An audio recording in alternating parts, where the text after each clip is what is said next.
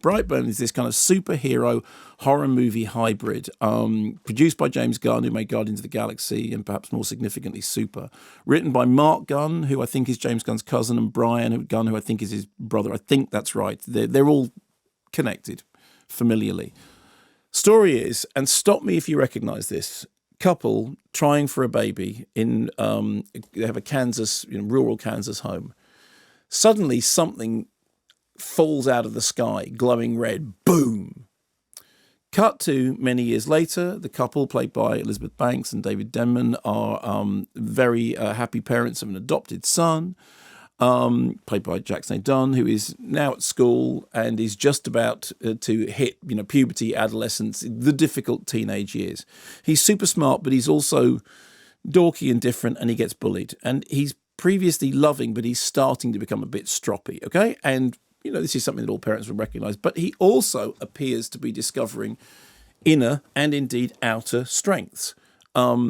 So we have now a tale of a young boy, an arrival from space, parents, loving parents, desperate for a son, and superpowers. Okay, so you can see where all of this is kind of heading to. The homestead, the meteor, whatever it is.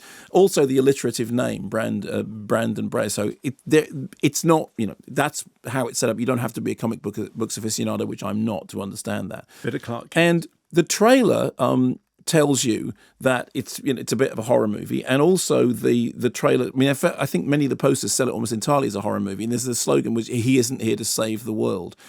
And the film has had some trouble with some audiences. I actually rather enjoyed it, partly because I knew very little about it beforehand, partly because I thought it shared some of the DNA of Chronicle, which, you remember, that was the found footage one about the kids who find the meteor and it gives them superpowers, and then they're all filming each other flying, which is really, really strange. It also made me think of Man of Steel and how much I liked the first half of Man of Steel and how much I didn't like the second half of Man of Steel, in which it just all turned into smashy, crashy nonsense.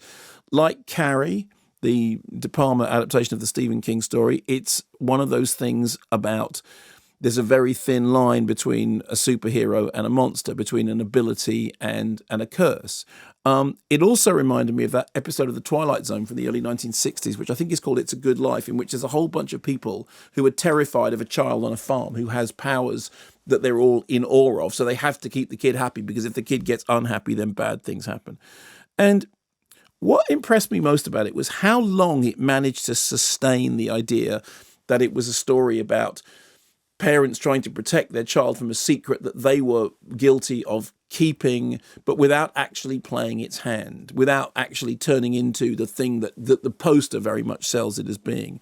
I think that it has a very good central performance as the mom, as somebody who wants what's best for their child, but also knows that their child is different. There is effective nastiness when it turns nasty, but it does keep focused on character. Unlike, I have to say, some of its kind of, bigger budget or more celebrated superhero counterpart movies, because we've seen so many of those movies now in which basically it's not all about the character, it is all about special effects and that kind of stuff. This has that in it, but it is primarily a character study, and it's about that thin line between heroism and horror, that, with great power comes great responsibility, but what happens when that power is twisted? And believe me, I had gone in feeling slightly suspicious, and I came out thinking, well, that's a much better movie than I thought it was going to be.